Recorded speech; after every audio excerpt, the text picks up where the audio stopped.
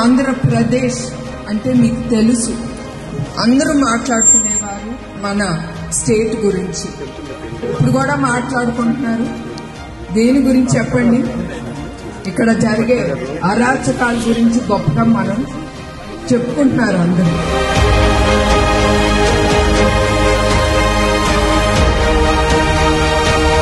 ప్రతి ఒక్క కార్యకర్త గుర్తుంచుకోవాలి, మనందరం చెయ్యి కలిపి మన పార్టీని ముందుకు తీసుకెళ్ళాలి.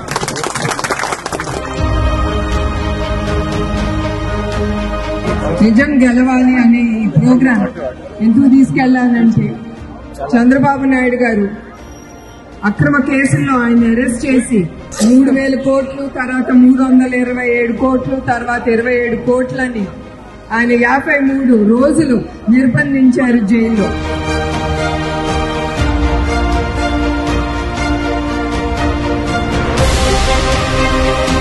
ఇప్పుడు నేను ఇంత ధైర్యంగా ముందుకు వస్తున్నానంటే మీరందరూ తెలుగుదేశం బిడ్డలు నన్ను చూసుకుంటారని ఆ ధైర్యంతో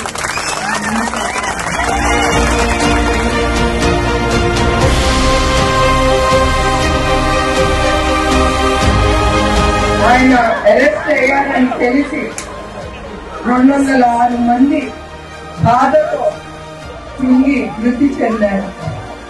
వాళ్ళందరినీ, ప్రతి కుటుంబాన్ని అందరినీ కలిసి పేరున వాళ్ళందరినీ కలిసి వారికి భరోసా ఇవ్వమని చెప్పారు.